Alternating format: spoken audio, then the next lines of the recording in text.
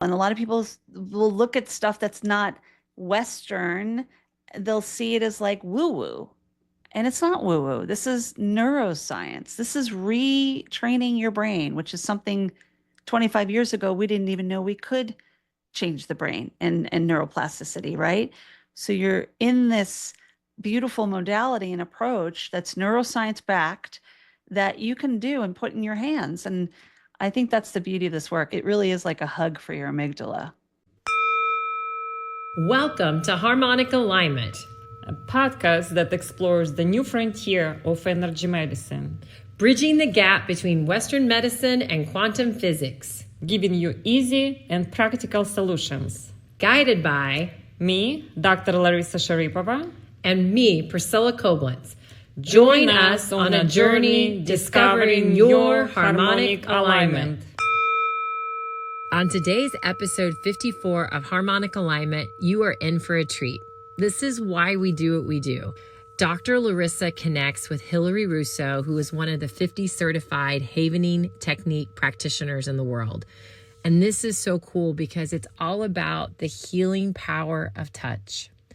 And so she explains some of the science behind it. She also talks about her hug it out method, which is a really cool way to help people move forward, not just through trauma, but through just everyday life. She has some beautiful gratitude practices that she shares.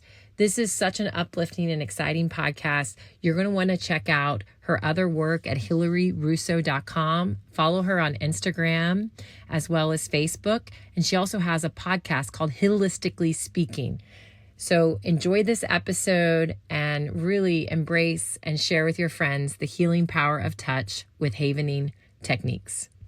Welcome to Harmonic Alignment Podcast. I have a privilege and pleasure to introduce you to Hilary Russo, holistic health coach, health journalist, a certified havening technique practitioner and trainer.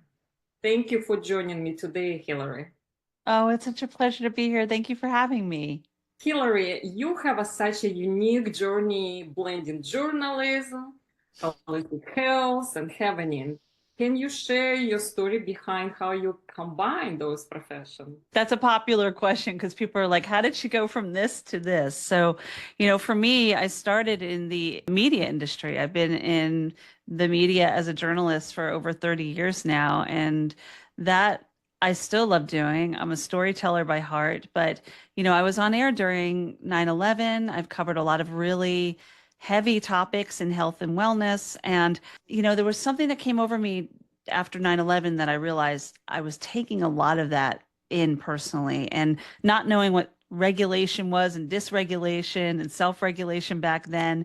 I realized that I was really taking a lot of that home with me, and at the time I was still married to my partner who was in the military. So there was a lot of dysregulation in that household because we were taking our work back home with us. And over time, I realized that moving into the space of health and wellness was really where I wanted to be. Those were the kind of stories I wanted to tell. I mean, you and I have this connection with IAN, which is the Institute for Integrative Nutrition. But when I moved to New York, I was hired by IAN to do a number of their modules for their online education, not even knowing what it was. And from that, I realized, I really like this. I want to use my voice to share good information and good health and good wellness. I wound up watching myself in some of the videos from IAN because I took the same program that I was actually an online educator. And then havening came into my life a couple of years later. And I've never looked back. What did you teach in IAN? Because I think I missed you. I graduated in 2012. Oh, yeah. I think you graduated before I started working with them. You were with them when it was still in person, right? First class online. First class online. So I was hired by IIN really more as a host and an on-air talent because they knew that I had that skill. I had no idea what IAM was back then. I mean, I already worked in health and wellness. I was already part of an online fitness show. When they hired me, it was for the holistic health coaching program that they had, which was completely online, which you took and I took. But it was one of a number of modules that I covered. I think I covered hormone health and financial wellness. And there were probably about 3 or 4 other modules I covered. And alongside some of the greats that have been part of the online education program, like the Dr. Andrew Wiles and Gabby Bernstein and Deepak Chopra. So it's such a good program. And I was really glad to be a part of it on that side. And then when I realized how much I really loved being there, I asked them, I said, I think I might want to get certified in this. And then, long story short, I'm watching the videos myself and I pop up. So I was like teaching myself in some of the videos, which was really kind of cool. Life's a circle. Wow. Yeah. So how did you first discover Havening techniques? You said during your IAN experience, and Yeah. what made you decide not to only practice, but also become a trainer? So havening, for those who don't know, is a psychosensory approach that uses touch and positive thought to rapidly rewire the brain. The word havening comes from the word haven, a safe place. So you're basically creating a safe place in your mind for your amygdala, right? Because our amygdala is always in fight, flight, freeze, or fawn. And it's creating that safe place with the simplicity of being able to use the gentle havening touch, which is like you're washing your hands or giving yourself a hug or gently touching your face. And when you pair havening with a positive thought or pleasant distraction, you can de-encode trauma, you can build resilience, and you are self-regulating if you're doing it to yourself. Obviously, with a practitioner, they can facilitate the touch on you as well with consent. But how it came into my lap, I was actually at a bar in New York City. I love telling this story. This is actually in my book because it's such an interesting way that things come into our lives. But I was in a bar in New York City attending a mutual birthday party. And myself and who is now the CEO of Havening, we both had a mutual friend celebrating a big milestone birthday. And you know how it is. You meet people and you ask them, "Oh, what do you do? What do you do?" It's like the icebreaker question. So I told her when she asked, "Well, I'm a holistic health coach and also a health journalist," and told her I lived in the city for 10 years because I had been in the city at that time. And then she went on to tell me, she's like, "Well, I am the COO of Havening." And I said, "I have no idea what that is." And so she went ahead and said, "May I show you?"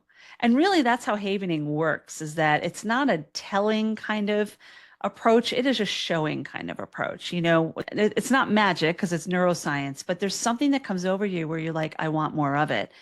And she wound up showing me, and then she asked me, "Can I touch you?"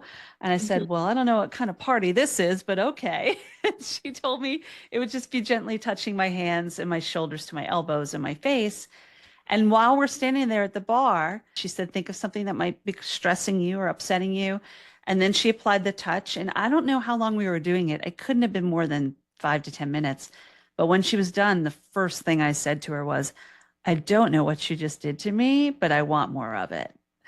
And that was it. Like, those are the words I remember so clearly. Maybe a month later, 2 months later, I was taking the 2-day training with the doctors that co-developed this, Dr. Ron and Steve Rudin, in Long Island, and decided right then and there after the 2-day training, because I was actually havened on stage by Dr. Ron Rudin on the grief and the loss of my dad. I said, if this works, if this can be de-encoded, I'm in. And it was. And I signed up right there to become a practitioner. And it's been such a beautiful journey because it's such a simple, beautiful, nurturing approach. And to think that we can heal ourselves in such a loving, nurturing, compassionate way is something that I totally would buy into. I do it every day, numerous times a day, for little upsets and even deeper trauma work. I'll work with a practitioner myself because, as you know, we should never do trauma work on our own. Then the training offer came to me last year. And that's when the doctors were like, "We'd love to have you as a trainer." And there's only around 50 of us in the havening practitioner world that are trainers. Yeah, not that many.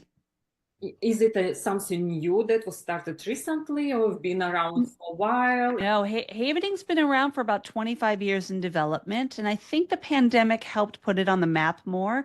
I mean, we know about other traditional kinds of therapy. We know about other holistic and alternative and complementary alternative medicines, which have become more mainstream. A lot of people will say, "Oh, is it like tapping or is it like EMDR?" Because there's similarities to the psychosensory of it being touch, or that it can de-encode trauma. And there are similarities to it, but it's been in development for about 25 years now. There are about, I would say, maybe about 500 practitioners here in the US, all over the States, but there are more in Europe, across the pond, the UK, and in different continents. I think it has so much to do with our healthcare system, or maybe we call it a sick care system, because we are really guided by pharma in this country. And not that that's bad that there is pharmaceuticals and medication to help us, but it scares people. And a lot of people will look at stuff that's not Western. They'll see it as like woo-woo. And it's not woo-woo. This is neuroscience. This is retraining your brain, which is something 25 years ago we didn't even know we could change the brain and neuroplasticity, right? So you're in this beautiful modality and approach that's neuroscience backed that you can do and put in your hands. And I think that's the beauty of this work. It really is like a hug for your amygdala. Can you give us a little bit more deeper insights? Absolutely. I love when I get to answer those questions. It's usually when I'm in the presence of other therapists and doctors that want to know more about the neuroscience. So havening, like I said, a little over 2 decades old. Dr. Ron Rudin is a Harvard-trained internist. Dr. Steve Rudin, his twin brother, is a dental surgeon, very well established, both of them as doctors. They were introduced to tapping, and they thought, if this is creating a certain amount of delta waves, which are our slower moving brain waves, our slowest actually, right? Rest and restore, repair.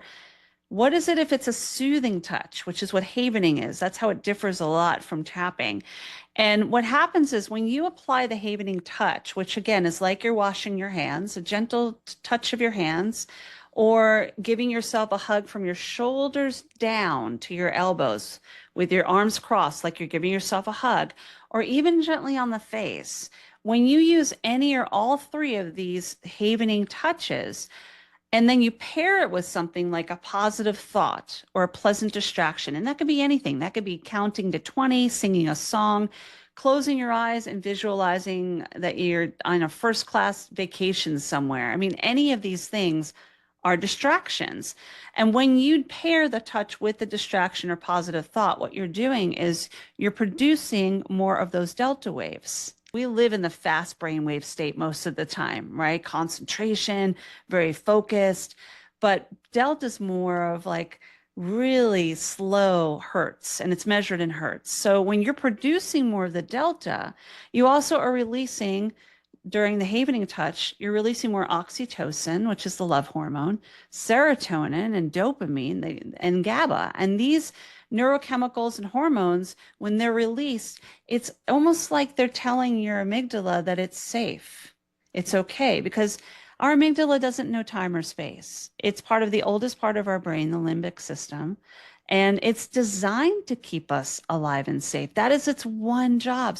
If it goes into protection mode, if you are activated or triggered by something, that's because your amygdala is actually working correctly. It's when it's not doing its job that, if we had pet the saber-toothed tiger thousands of years ago, we would have been in a lot of trouble if our amygdala wasn't working. So what it's doing is it's creating that safe haven for your amygdala, and almost like a blocker in a way, so that when you're wiring and firing those responses and those thoughts and those things that cause you to feel triggered, your amygdala is not activated, right? And it's like almost surrounded like a warm blanket. Or as I like to say, you're hugging it out with your amygdala. You're giving it the beautiful oxytocin, that love and hug hormone, the dopamine, the GABA, the serotonin, so that it feels safe again and it can find its own haven, if that makes sense. We're so afraid of touch, right? Our culture is not touching. Other cultures very hugging and kissing and all that. So like people get disconnected from each other, disconnected from touch. So when you touch yourself, that's when like give yourself a laugh, and it's like creating psychosomatic experience, like happy experience. Right. We need touch for human connection. There are so many studies out there that say the benefits of touch. When you think about some of the countries in Eastern European countries and even some Asian countries where children are in orphanages, and they are not touched, and the psychological damage that that can cause when they are not given any kind of nurturing from a very young age. It's very common that when we don't experience touch at a young age, that's why they put you in your caregiver or your mother's arms the minute you come out of the womb, because we need that skin to skin contact. So if we're void of it or if we've been hurt by it, I work with those who have been sexually assaulted or abused. Maybe they don't want to be touched. So the idea is like, even with havening, if they're not comfortable with a practitioner putting the touch on them, and maybe they even have an aversion to like touching their own skin, you can even use something like a soft blanket or a pillow and start that way, just so they get more comfortable with the tactile nature of being able to touch something that can create, something that's soothing to them, right? But the reason why we use the hands, the arms to shoulders, and the face is because science has proven that these are the areas of the body where the tactiles, like from the fingertips, produce more hertz. That's how the waves of the brain are measured. So a higher number multiplies when you're doing the face and the arms and the hands. During the research, they measure only brain waves or also chemicals like oxytocin, dopamine, and serotonin, and GABA? With havening? Yeah. Oh yeah, the studies have shown that it's releasing the oxytocin, the serotonin, the dopamine, the GABA, and it's releasing less of the cortisol and the adrenaline. There's this beautiful dance that happens in our brain, the synapse, and what you're doing is to get a little nerdy, we have potentiation and depotentiation, which is the strengthening or the weakening of those neurons in the synapse. So when you are doing the havening, you are depotentiating. In fact, the original name of havening, what it was called before they changed it to havening, and thankfully they did, it used to be called amygdala depotentiation. Wow. I know, right? I don't know if that would pull people in as much as something like havening, right? Because havening, a safe haven. Yeah, I love the word. Yeah. Yeah, like we create havens in our life all the time. The home you live in, the car you drive, the people you're around, the neighborhood you live in, maybe the city or even the country. Your own body. But if we don't have a safe haven in our mind, I mean, this is really your body, your mind, the only piece of real estate you really own. So this should really be your safe haven, right? And that's where havening came from. That's where the word came from. I love the word. Sometimes you call it hugging out. What do you mean by that? So hug it out is the method I came up with that really brings to mind a number of neuroscience-based techniques that you can use, or just everyday things that you can do to hug it out with yourself. And that term is not an uncommon term. We've heard the term hug it out before. Like if you're in an upset with somebody and somebody comes along and they say, why don't you two just hug it out? Like, it doesn't mean you have to agree. You can agree to disagree, but like, let's just bring this down a level to where you're not all activated. But rarely do we hug it out with ourselves and make amends with our own mind. So hug it out is actually an acronym. And what it means is, in the healing that we're doing our entire lives, which we are always on a healing journey, it really is about the self journey more than anything. Like, we have people outside of ourselves that might support us and guide us, but really it's your own journey. So in the healing, we need to be able to have a little humor. And humor means that maybe in the time that the thing that upset you is happening, it might not be so funny. But when we can look back on it and say, I've grown from that, there was a lesson in the learning, there's laughter in the lesson, that's the humor. So that's the H, right? And then the U is understanding. And as we get older, as we become more aware, we understand who we are and how we show up in this world. What are your core values? What do you stand for? If you were to walk into a room, what would be the song that would play if you walk on stage, kind of thing? Like, who are you? Like, do you understand that person you are? And then the G is about gratitude. We talk a lot about gratitude in the world, but there's scientific evidence behind how gratitude can really help us live a happier life, you know? And so what I do is, with the gratitude, it's not about things you're grateful for outside of yourself. Of course, there's so many things to be grateful for that come into our lives. But when's the last time you were grateful about something you did or grateful about who you are? So it really is about nailing it in about the self-gratitude. I'm a great cook. I'm a wonderful friend. I'm a great mom. I love the fact that I'm on a journey to help people and support people heal their emotional well-being. Like standing in the moment and being able to look in the mirror and say, I like who I am. That's what hugging it out is all about. And from that, Larisa, what it is maybe you're bringing in different techniques. It could be havening. It just so happens that havening works because you might be giving yourself a hug, but it's not specifically designed only about havening. It could be maybe you love to journal. Maybe you enjoy other complementary alternative medicines, or you love working out, or eating healthy or Ayurvedic. These are all ways you can hug it out with yourself.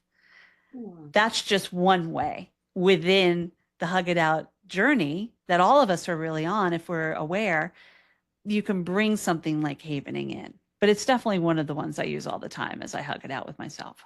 Oh, that's great. Great tips. Would you use havening in acute situation, like if you're in a panic attack or anxiety? And do you need to learn before, or can you implement acutely something? So that's a really good question. Havening can really be used for anything. And I've worked with a number of people, including myself. I used to get panic attacks a lot. And it's being aware that's the case, right? The cognitive, the autonomic, the somatic, and the emotional, that we're aware of what's happening in our body like it's a vehicle, like it's a car you drive. If you hear something that's puttering in your car, you know something's off. Or if your car's out of alignment, you know, I'm swerving a little bit. Maybe I should get my car realigned. It's no different with who you are. So if you know the signs of a panic attack coming on, knowing that your heart starts racing or thoughts start racing. And at that point, if you start havening and distract yourself, count to 20, sing your favorite song, what you're doing is you're sending another signal to your amygdala that you're safe. Because at that point, Amy, the amygdala, is feeling very activated, and all she's designed to do is to keep you alive and out of danger. And when your body starts reacting in that way, it thinks it's in danger, even if nothing's happening except that you're having a cognitive or emotional or physical reaction, right? So in that moment, if you start applying it, you're self-regulating. You're building your own resilience. And the more you do it, the more it gets easier and easier. And yes, like anything, it's a practice. And the more you do a practice, the more you become very familiar with it. I find myself doing havening all the time, even when I'm not thinking about it, because it's become like a sixth sense to me. So if my body starts feeling a certain way, I'm feeling overwhelmed or stressed or whatever the thing might be, I'm instantly doing a self-soothing on my hands and distracting myself. And I sometimes don't even realize I'm doing it because I've gotten so used to self-regulating. But I will say there are things where you might need support, right? And that's okay. You're creating a new habit or a thought or a mood or behavior. And in those moments, that's where a havening practitioner can be very helpful to work with you, to be the assistant detective really on your case. You're the detective on your own case. Nobody's healing you but you. Nobody's solving it but you. Nobody knows you but you. It's almost as if I can mirror back at you what you sometimes don't see in yourself. But when the day is done, it's really about you having the power to put that active emotional well-being in your own hands, So you're saying that, for example, I would like to learn havening. I can just learn on my own and use for myself, or I need to work with practitioners who would guide me first? I think for everyday upsets, it's really a tool that you can use anytime, anywhere. I teach this to kids in school. I work with a lot of children ages 5 to 25 and also adults. I've seen how kids are using it now to use it as a social emotional learning tool when they're feeling activated, getting in touch with their feelings. This isn't about hiding your feelings. This isn't about pretending they're not there. This is about being aware of this is how I feel. I would like to feel differently, and I'm going to build a relationship with my amygdala and understand the feelings that I'm having so that when those feelings of discomfort come up, I can support myself and let my amygdala know that I'm giving it a great big hug, right? And it's safe because really that's what it's about. It's giving it a hug, you know? You're hugging it out with your amygdala too. So yes, you can use it for those everyday upsets, but for anything that's deeper rooted or trauma, I would highly recommend that you work with somebody because when you go and you do trauma work, there might be things that come up that you might not be expecting. You need to know that you have support. You need to know that there's some guidance there, somebody who can be there to walk through it with you. And if it gets too difficult, be able to pull you back so that you're not as activated. The beauty of the work is that it can de-encode trauma quite rapidly and you're not staying in the upset. You know, that's the difference between havening and a lot of other approaches. You don't stay in the trauma or stay in the upset. You might be there for a moment to recognize that it's there, but then you're kind of parking it aside and you're taking your amygdala somewhere else because, again, it doesn't know time or space. So where you take it, it will go. And the more you do it, the more neural pathways you're creating, you know, so that that walk becomes a little easier. And yes, things come up and they'll trigger us again. But the more you're doing it, it's the more of that neuroplasticity and the new neural pathways you're creating. And that's the beauty of the work is that it's creating new habits, allowing you to have a different mood or a different behavior or even a thought, you know? It's like a building muscles. You are, it's mental fitness, Yeah. right?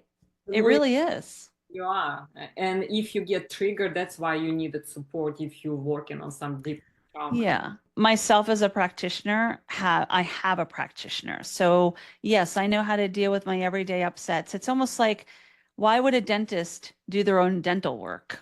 You know, we need people to support us in certain areas. It's good to build that army of people. You know, it's good to build a safe amygdala army in a way that can be there to support you when you need it. The one thing I always say to clients, and you probably heard this when you were in the room with me at the Heal the Healer event last year, I said, the antithesis of what I do is that I never want to see you again. And I mean that with love and kindness. It doesn't mean I don't want to see you. It means that I don't want you to need to see me. I want to know that you're thriving without my need. But when things come up, because life happens, different things arise. I'm there if you need me, but I don't want you to depend on me, you know? That's like pushing the little bird out of the nest. Once it flies, it flies. Give them tools, we give them techniques, and hopefully for the rest of their lives, they don't need us, right? Yeah. But we all need support. I mean, we're human creatures and we need help in different areas. And there are many times when I'm feeling activated and sometimes I'm so in my stuff and maybe I'm havening and my boyfriend will even say to me, he's like, have you havened today? And I'm like, oh, you're right. I haven't, you know, or I hadn't had time to do it. Or maybe I need to do it a little more. I mean, I'm human too, you know? It's just a reminder that you're creating those new neural pathways and sometimes you get stuck and you need a little push. Speaking of partners and spouses, can you do havening on each other? I love that you asked that. And there's not that many people that have asked me that. Yes, partner havening is really beautiful. Obviously, anything that is touch based, it requires consent, even with your partner, right? I'm a big proponent of using this. I wouldn't say do trauma work with your partner. They should definitely have a therapist or a practitioner or somebody who can work with them on things that are separate from you because you're the partner. You're not the therapist. You're not their practitioner. And I have a very healthy boundary with my boyfriend about that, who's very much into somatic work and that's not even the field he's in, but he's very open to it. But we'll do havening on each other. If I'm feeling my feels, he'll sit there and he'll just take my hand and he'll do it. And he'll be like, all right, so just like, remember that vacation we went on? Like, let's go there in our minds. And I'll do the same to him, or I'll just do a little havening with him and he'll take himself somewhere. I don't even need to know what it is because the beauty of this work is that it can be completely content free. You don't have to unload everything. You don't have to share anything. You can just say, I just want to do some havening, and that person's on their journey and you're just supporting them. As a practitioner, there's 3 different types of havening as well. There is facilitated havening, which means that the practitioner facilitates the touch on the client or the patient.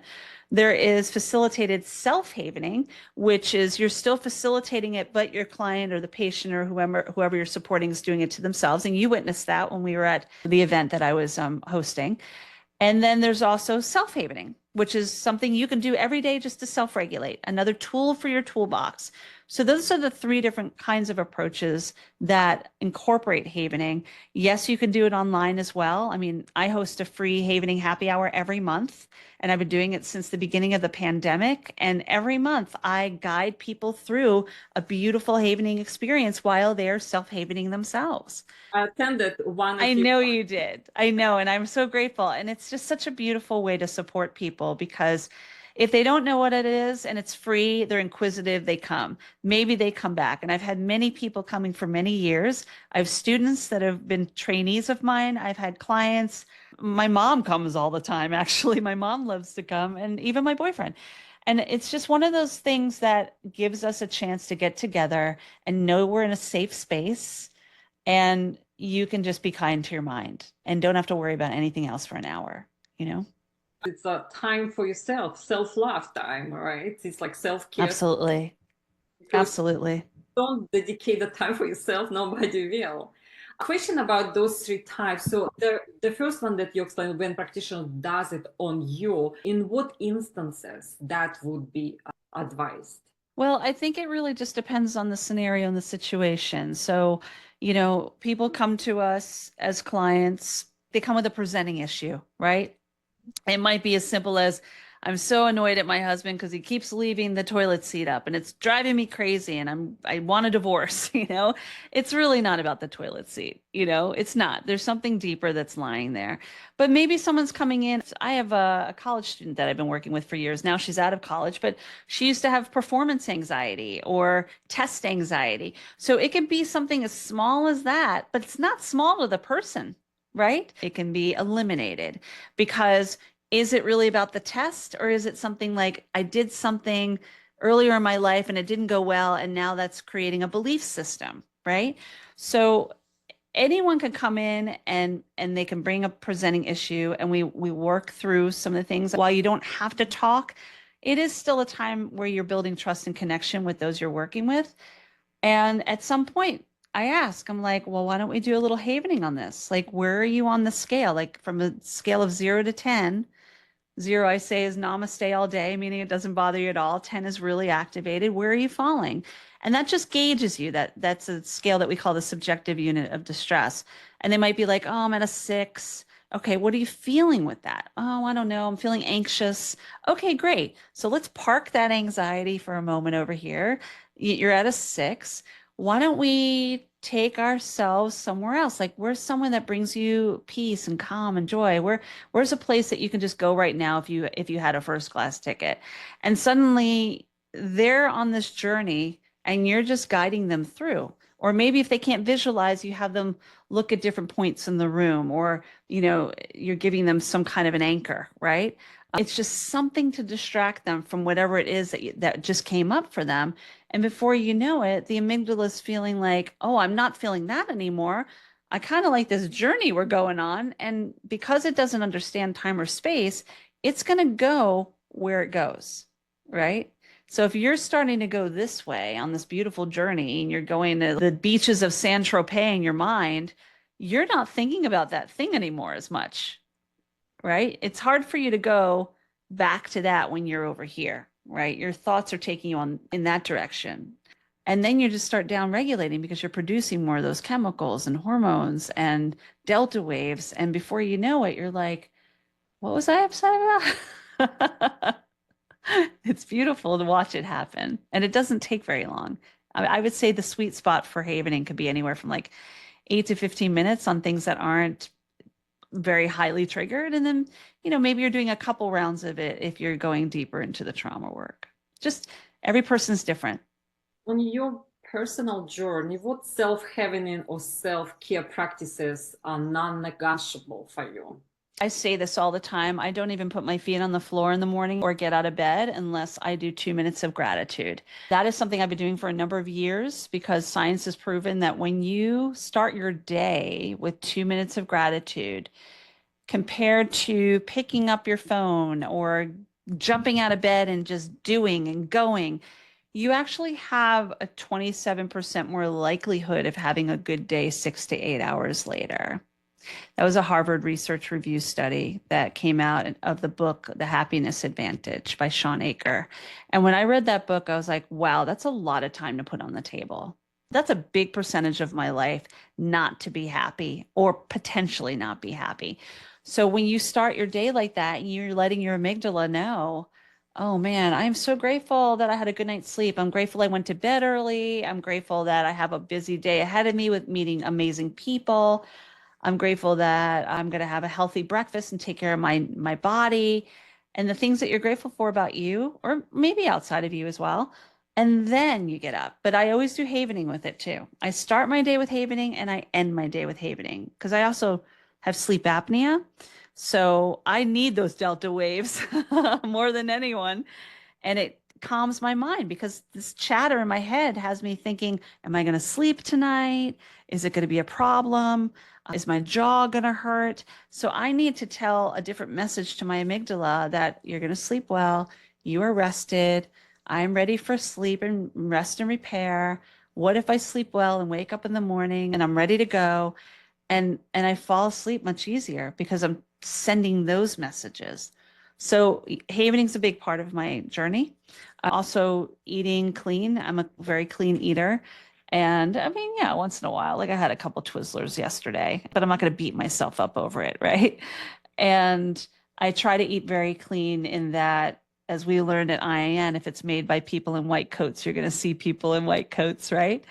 So I do my best to clean eat, Ayurvedic eating, anti-inflammatory, and working out, like moving my body, especially as we are in the menopausal age, or I am.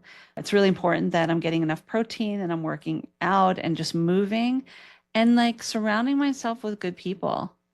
Like that's a big thing. A lot of it does go back to the wheel, the primary wheel that we learned about at IIN. The primary foods and the secondary foods. And the secondary foods, for those who don't know IIN's structure, secondary foods are the ones that we actually ingest and eat, right? Your primary foods in the primary wheel are actually bigger.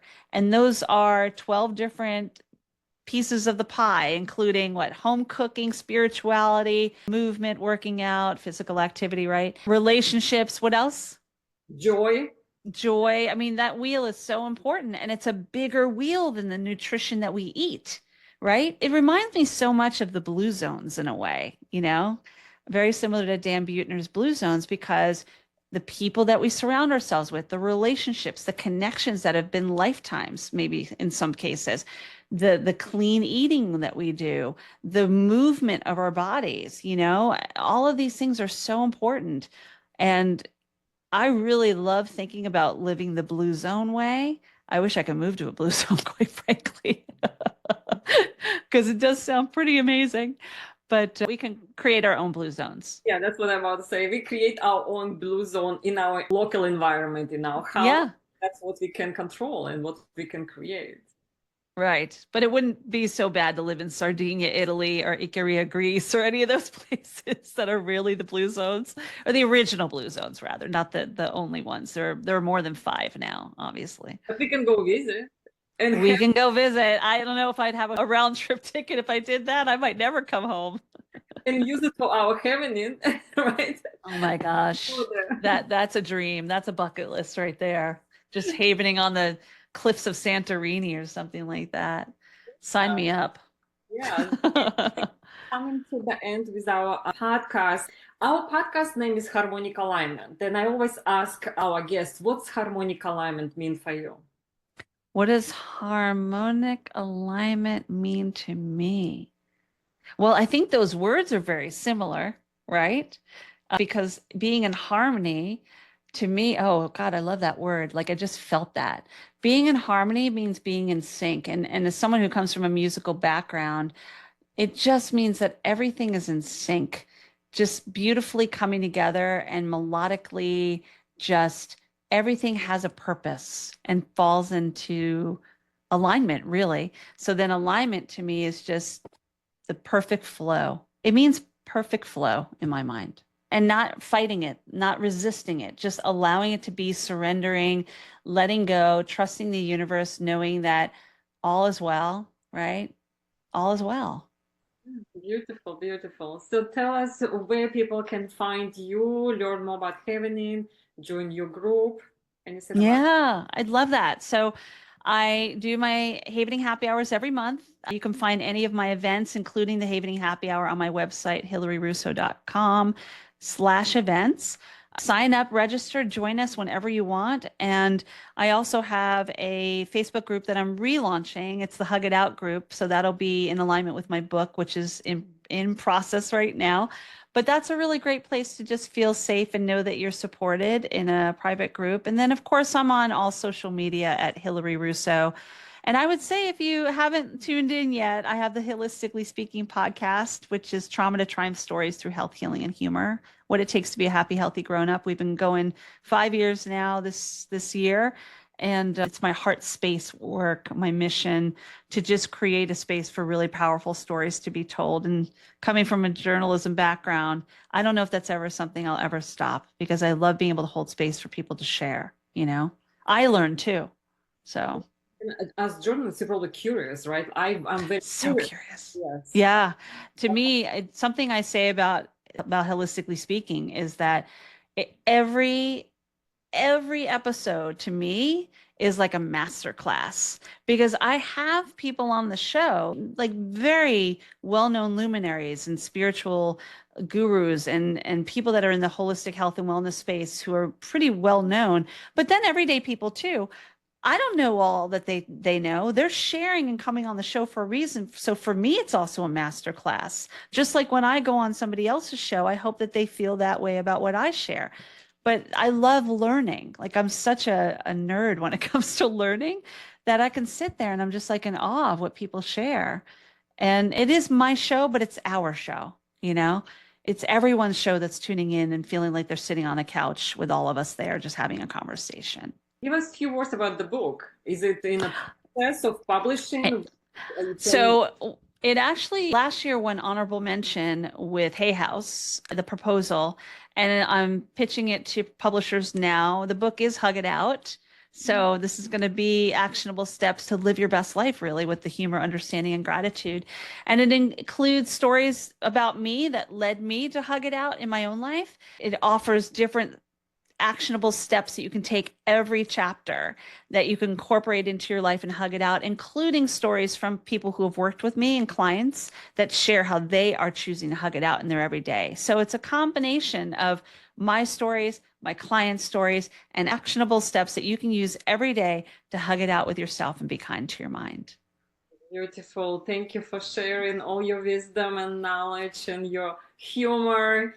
I'm very proud to have you here. And I'll add one more thing. If anyone is interested, in addition to the Havening happy hours, you know, people like yourself, other therapists, doctors, teachers, if you're interested in learning and bringing Havening into your practice, you can also find out more about my trainings on my website as well. And it's a really beautiful way to bring neuroscience into your everyday, whether you use it personally or even go on further to certification and become a practitioner yourself. Do you need to be a certified practitioner, licensed practitioner, or not? No, since I've become a trainer, I've certified and working on certification with doctors, coaches, teachers, first responders, occupational therapists, moms. I even actually just had a psychology student that's graduating, and she's going to work with her dad in his therapy practice. So it's just anyone that wants to bring this into their practice that will use it in their own lives, or if they want to go on and get certified and see where it takes them. Amazing. Thank you, Hilary, for being here. Thank you for having me. It's been a joy. Are you ready for your Energy for Life bioenergetic nest scan? Dr. Larisa Sharapova and myself, Priscilla Koblenz, offer personal, private, 90-minute consults to get you back to optimal health and well-being. For more details, visit the show notes or check out harmonicalignment.co. We hope you enjoyed today's episode of Harmonic Alignment. If something resonated with you, we would love to hear about it.